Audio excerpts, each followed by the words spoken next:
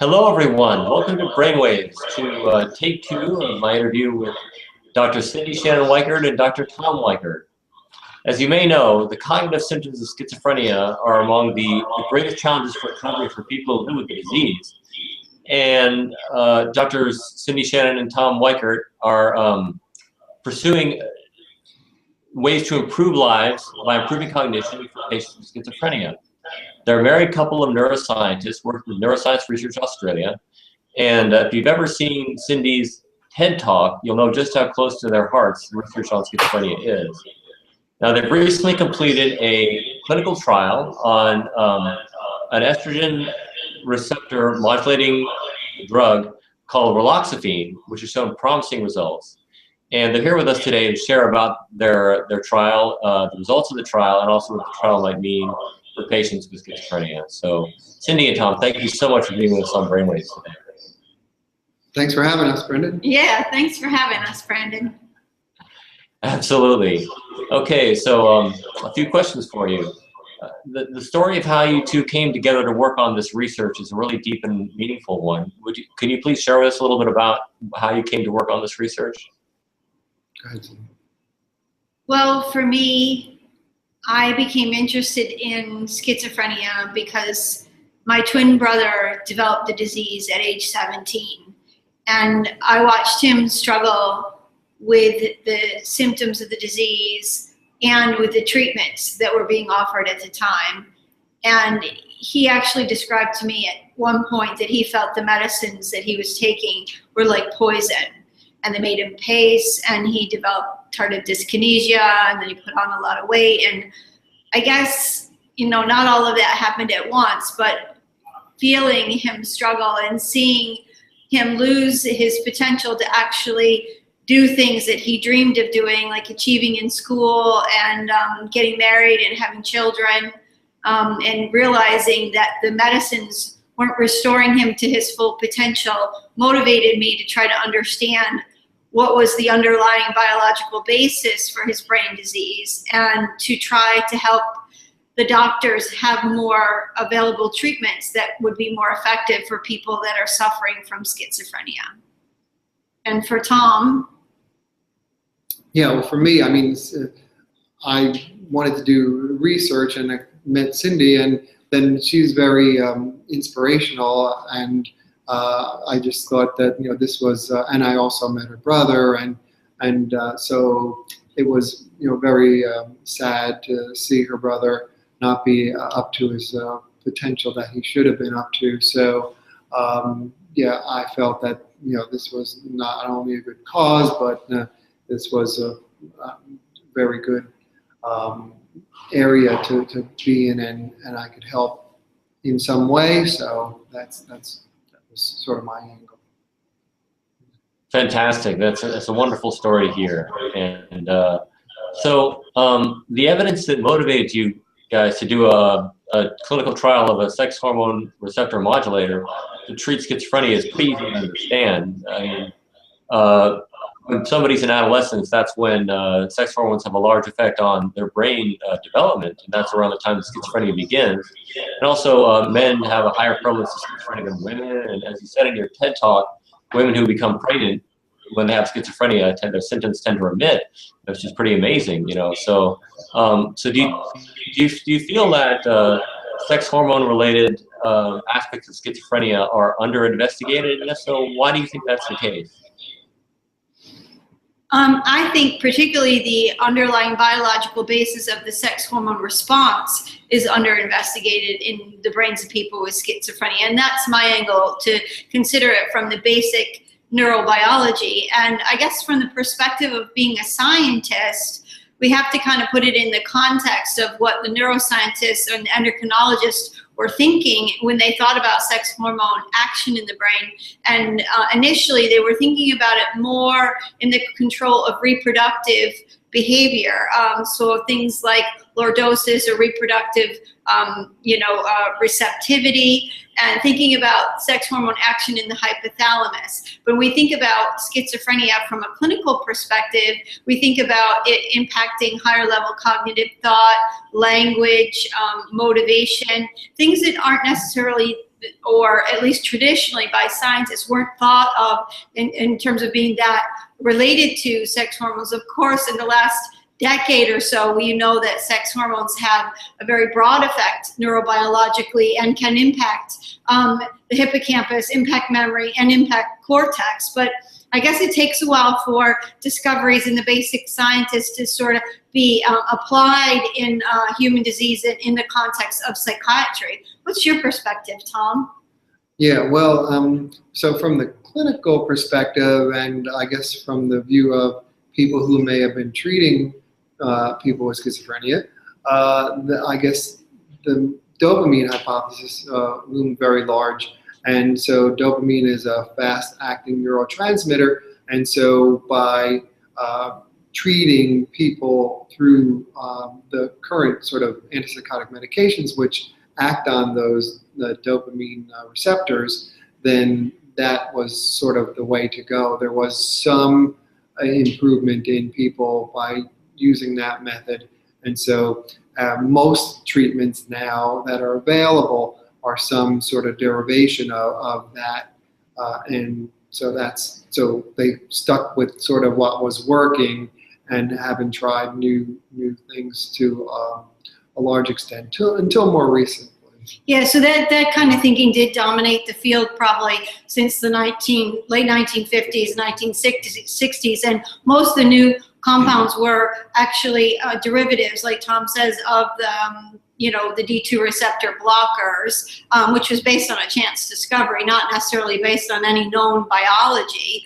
And then I think once people started thinking about ways to improve schizophrenia, they were focused more on the neurotransmitter system. So we talk about dopamine, glutamate, GABA, serotonin. We're not necessarily thinking about hormones that act perhaps in a more of a longer time frame.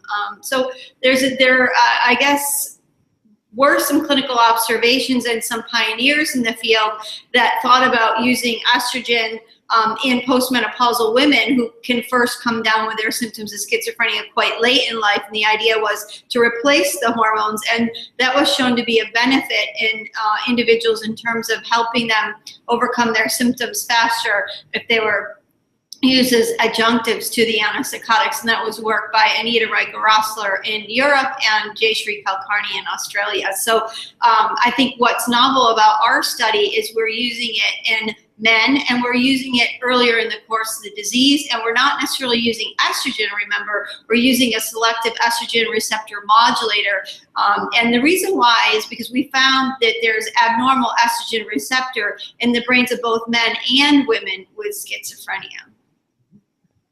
Totally makes sense. Thanks for that explanation.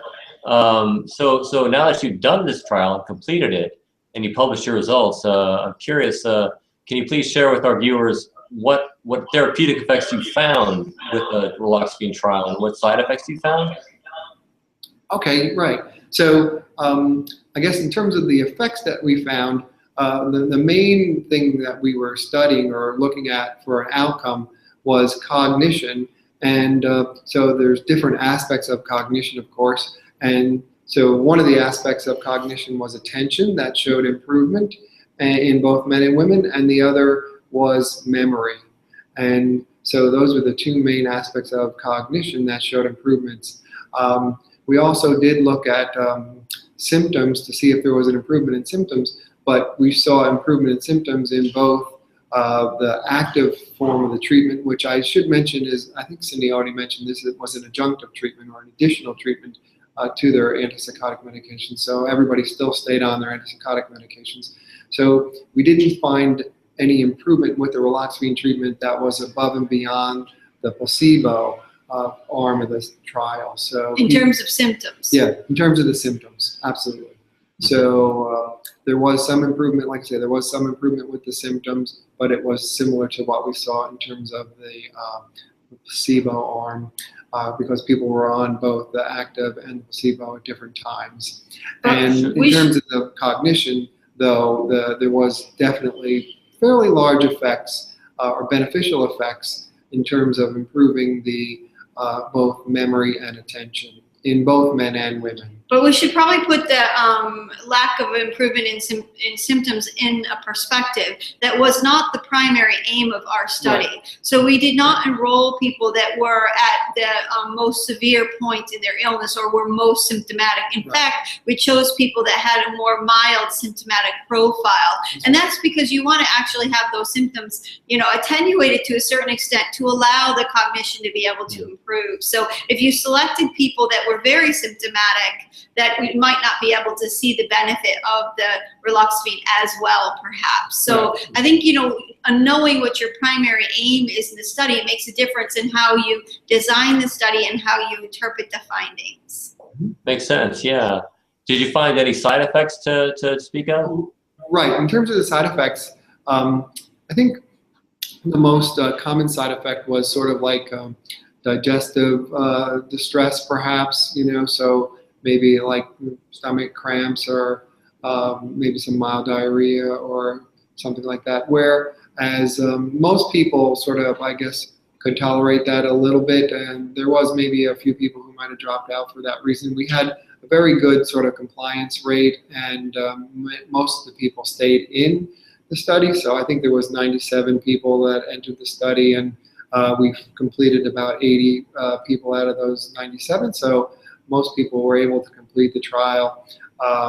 And we probably should say that stomach cramping had to do with the encapsulation. So when you do a study, you have to take the medicine and blind it and put it in a capsule, and that has some filler in there that can have milk-related products. So that could have been the reason why some people had some stomach distress. But I think the other main side effect that we actually monitored was this risk of blood clotting. And we did see some change in blood indices of clotting, but nobody that required clinical attention due to the clotting. But it is something that we would want to monitor in further research trials with this particular medicine. So in terms of feminizing side effects, there aren't any to be concerned about. And this is one of the things that's important about using a selective estrogen receptor modulator. It's not going to have agonistic properties in breast and uterine tissue. So that's important to know. That's safe for use in men, at least to the extent that we've trialed and other people have examined it. It's actually used for gynecomastia in men, so to block breast tissue growth. It's been used in a trial. Yeah, in a trial. It's not approved for That's that. right. That's right. Okay. Very interesting. That's very cool. Now, so our viewers can better understand how this medication might benefit them. Did you notice any effect in your trials that was more pronounced for men than for women in terms of therapeutics, or for different effects for age in terms of therapeutics? Right. Well, in terms of men versus women, the only difference that we saw was in terms of language, a measure of language abilities. So where females were able to show a little bit more benefit in terms of their language abilities than the males were with the treatment. So that was the only sort of sex-related difference that we were able to detect. Yeah, and in terms of aging, I don't believe we saw any effects of age, but we did use sort of a bit of a restricted age range. So the age range was only between 18 to 50 or 51, I think. Yeah, so I think that, you know, whether this is going to be a benefit in an older population, particularly of men, is still is uncertain. However, there was a recent trial of selective estrogen receptor modulator in older women from a Spanish group, I believe, that showed benefit in symptoms and cognition. It was a smaller study than ours, but that does suggest that it probably would be a benefit over a wider age range than we used. Sounds good. Yeah, well, let's hold out hope. Now, so between the two of you, you studied schizophrenia for many years. How many years would you say together you've studied schizophrenia? I would say if you put our years together, it'd be probably over 50 for sure. 50 plus, yeah, I think 52.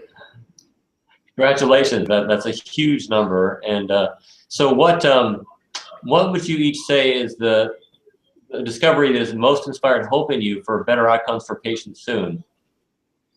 Well, thanks for congratulating us, but I guess I'm a little frustrated with how slow the research is, and I'm a bit impatient. I'd rather that we had, more findings and things that we could deliver in the clinic and help people in the here and now, and we hope to do that in our lifetimes for sure. I guess it's following the Staglin family inspiration to find a cure within our lifetimes. But I think in terms of what's inspired most hope for me to date is in the course of doing these clinical trials and working with the patients and their family, and just knowing how motivated they are to want to try new things is very hopeful. But and also being able to look at them in terms of their biology. So to be able to have samples of their blood and try to determine if they have biological changes in inflammatory cytokines, and being able to define a subtype based on that biology, and then realizing that it's also reflected in the brains of people with schizophrenia who donate their brains after death, that we can identify this inflammatory subtype, and then having that view and looking at other aspects of their neuropathology in the brain, and realizing that it changes the interpretation of some of the neuropathological findings that we've had probably for the last decade or two. And that, I mean that, there's these theories that people with schizophrenia are essentially doomed from the womb. So there's sort of a fatalistic component to this, that there's something that went wrong with your brain wiring when you were in the fetal stages, and that it just kind of lays dormant and then becomes manifest at adolescence. However, knowing that there's an ongoing, potentially chronic, if you will, low level of inflammatory state or some kind of potential tissue damage, and realizing that the brain may be in a repair attempt. So the way that we look at the neuropathology and finding neurons underneath the cortex and thinking about them, not that they were embryonic remnants, but thinking about them as neurons that are potentially being recruited to the cortex in an attempt to repair the cortex, offers me a lot of new hope, because I think there's a lot of resilience in the human brain. There's a lot of potential for it to heal itself. We know that a certain proportion of people with schizophrenia, this schizophrenia can remit, and I think by studying those regenerative processes offers a lot of hope, and it's a different way of thinking about the illness. How can we actually support someone's brain health, reduce stress, to be able to tap into those neural reserves so the brain can get a chance to heal itself. It's a different perspective that I think knowing that there's tissue damage has allowed me to uncover, and it's also suggests that if there is ongoing tissue damage that perhaps is waxing and waning through the course of the illness, that maybe if we dampen down that inflammatory process, that we can give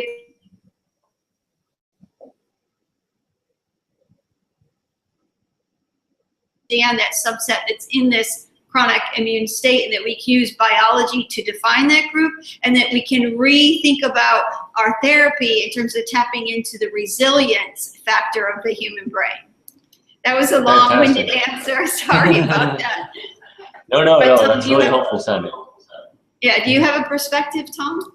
Sure, yeah. Well, I mean, just all the work that's been done on hormones that we and other people have done, that's been sort of very, I think, kind of new and novel and inspirational, and also the whole relationship to the immune system. So it kind of gets into this whole idea that there's a lot of variation in the illness, and that there may be different routes in to try to treat people, whether it be through hormones or whether it be through immune-related treatments. Excuse me, just to cut you off for a second. I think that's a really good point, because it is possible that when we treat with selective estrogen receptor modulator, we're dampening down the inflammatory response. And we're trying to test that using the samples that we collected in the trial to see if the selective estrogen receptor modulator is working as an anti-inflammatory to bring about the clinical benefit. So, you know, having these samples and having conducted the trial will allow us to answer that important question. So thanks for bringing that up, Tom, but sorry to interrupt you. Yeah, sure. So just the whole immune-related aspect of the illness that may be relevant for some people with schizophrenia. That's very kind of new and novel, and I think there certainly has been a lot of hope and interest in that area at this time. And so finding, and for example, one of the types of sort of illnesses that bring about psychosis would be the NMDA receptor encephalitis, and that whole story is very interesting. And not that everybody with schizophrenia has NMDA receptor encephalitis, but you know, that's just sort of another way of sort of tapping into this whole immune component. And it may be the case for some people that it brings about psychosis, but there may be other roots that may bring about psychosis that are similar to that. So the idea is we just have to find out what's right for different people. And it may be significant proportions of people actually that have these type of problems. Right. I mean, so we have the NMDA receptor encephalitis as a specific example, but if we think more broadly that there could be disruption in other autoantibodies that may attack the brain, or think more broadly that there could be an inflammatory or immune system imbalance in people with schizophrenia, I think that that's a different, you know, way of viewing the disease. I don't think that the idea that the immune system is involved in disease is a new one. It's been around for a while. I think the difference is people would have their favorite theory that they would attempt to explain all of schizophrenia with.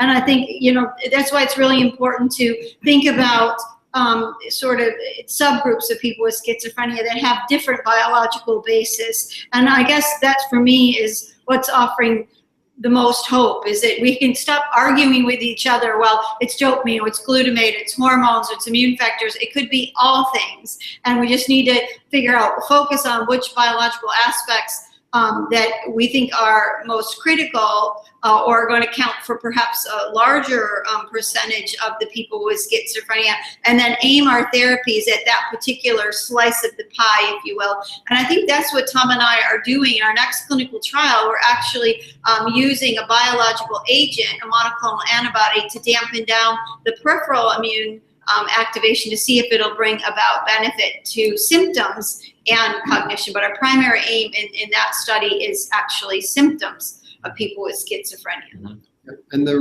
reason we're doing that is because we've actually found that people with schizophrenia had elevated cytokines in their blood. So that was sort of a spin-off of the previous study that we just did. That part wasn't published in the same paper, but it's published in another paper that's out. Yeah, it's just coming out in molecular psychiatry. We just got the proofs. But I think, you know, people have known that there's elevation in cytokines in the blood, but there weren't necessarily that, it wasn't that clear what the link was to cognitive deficits, or it wasn't that clear what the link may do to what the link may be to brain volume decreases. So in that study, we're able to find peripheral elevation of cytokines, and they're not like at the level of infection.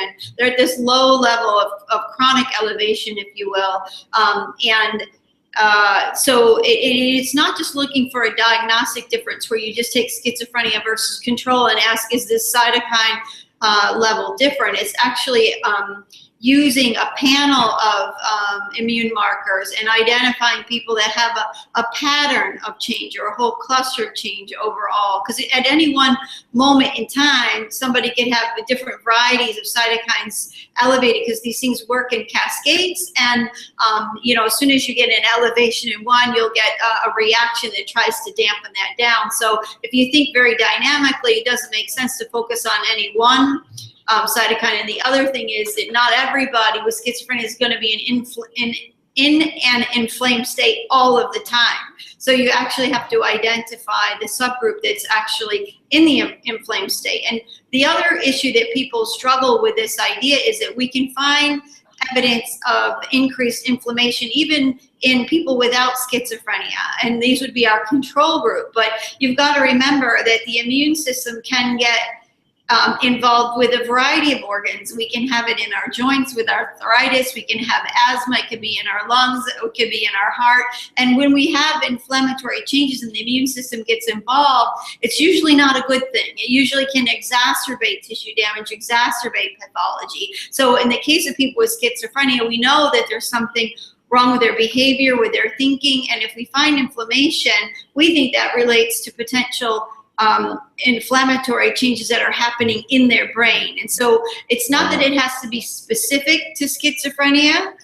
It's just that we're asking the question differently. Can we dampen this down to bring about therapeutic benefit? It doesn't have to be the absolute cause, but it could be part of the downward spiral where we're trying to intervene. We have to think beyond getting really caught up in actually knowing all the genes and the environments that can cause schizophrenia, because we know they're varied and many. What we want to do is skip ahead, fast forward, and ask the question, if we dampen this down, can we bring about clinical benefit? Fantastic. You guys are obviously on a roll. So many ideas to pursue, and they're all great ideas. So thank you so much for appearing on Brainwaves today. If people have any questions for you on the IMRO website after this recording is done, are you ready to answer some more questions? Yeah, sure. Yeah, that'd be good. Yeah, no worries, Awesome. mate. Okay, well, I'll put another shrimp on the Barbie for you. And Thanks for that. Okay. Thank you. You guys take care. I'll talk to you soon. Okay. Thanks, Brandon. Bye. Bye-bye.